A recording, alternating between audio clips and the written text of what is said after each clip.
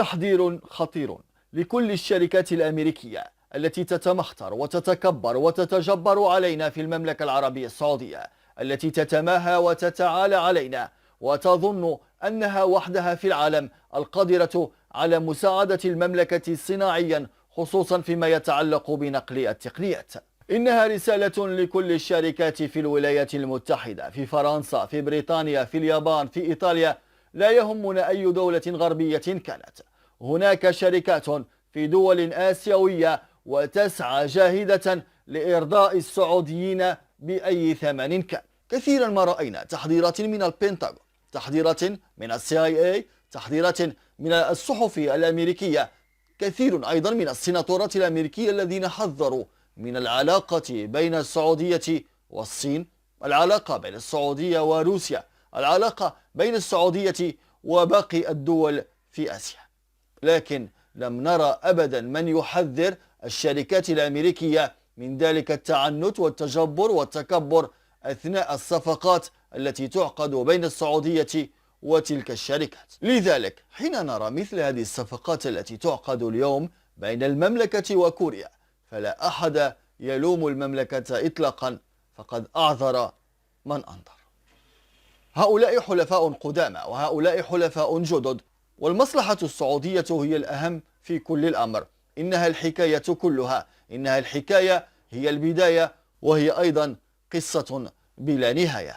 والله يا إخوان، والله العظيم أجمل ما في هذا الموضوع ككل. حين تقرأ هذا الخبر تشعر بسعادة غامرة، وليس لأن هناك تجارة وبيع وأخذ واستفادة وعطاء وغير ذلك، لا والله، لأن لب هذا الموضوع، لب هذا المشروع هو توطين الصناعة الدفاعية داخل السعودية. والله العظيم يا إخوان هذا أهم ما في الأمر. هذه الشركات الكورية تعقد صفقة مع السعودية من أجل ماذا؟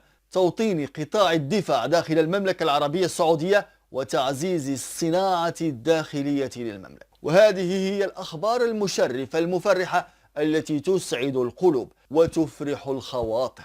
تعلمون جيدا أعزائي المشاهدين أن الكوريين متقدمون صناعيا، خصوصا في الأقمار الصناعية، الروبوتات، أيضا الاستفادة منهم ستكون في مجال آخر وهو المدرعات.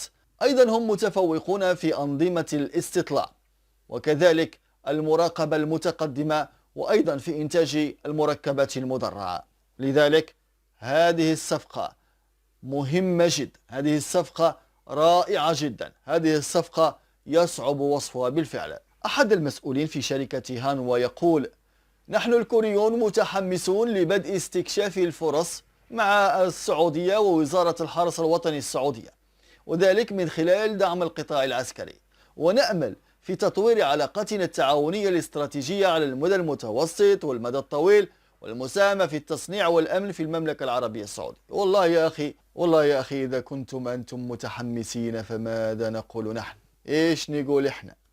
اللهم بارك وزد في الصفقات العسكرية، وزد في التقنيات التي تأتينا، وبارك فيها يا رب العالمين. وأريد من الإخوة الكرام أن يقرأوا معي هذه الفقرة. هذه الفقرة نقرأها كلمة كلمة ونحاول أن نستوعبها كلمة كلمة.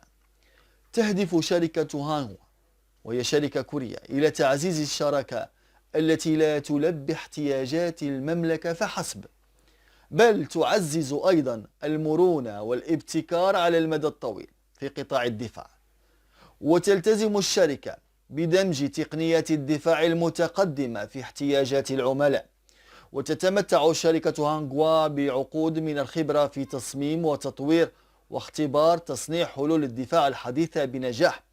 وتتبنى الشركة نهجا تعاونيا لدعم توطين المنتجات الرئيسية، وهو تعاون خاص يهدف إلى تسريع تحقيق أهداف العميل. بالله عليكم، هل رأيتم شركة أمريكية أو أوروبية، فرنسية، إيطالية، إنجليزية، إسبانية تقول بأننا نريد أن نعزز المرونة للابتكار على المدى الطويل؟ وهنا تتجلى أهمية هذه الصفقات مع الدول الآسيوية والشركات الآسيوية تحديدا. ولذلك تحدثنا وقلنا إنها فرصة لا تعوض، والسعودية من اليوم فصاعدا سترون تغيرا استراتيجيا في صفقاتها العسكرية. والأهم من ذلك أنه إن شاء الله مستقبلا سننتقل إلى الصناعة المدنية، وستكون هذه الصناعة العسكرية هي قاعدة لنا، قاعدة لكي نتحول تدريجيا، نأخذ الخبرة، نأخذ التجربة، نأخذ أي شيء نحتاجه، التقنيات، كل شيء الآن سيكون متوفرا لدينا للانتقال إلى الصناعة المدنية عما قريب إن شاء الله. بالتوفيق للمملكة العربية السعودية في صفقات كبيرة أخرى إن شاء الله، نحن على موعد معها، وسنوافيكم بالجديد كل يوم إن شاء الله. تابعونا، لا تنسوا الدعم، لا تنسوا الاشتراك، لا تنسوا اللايك، الإعجاب إلى غير ذلك. السلام عليكم ورحمة الله.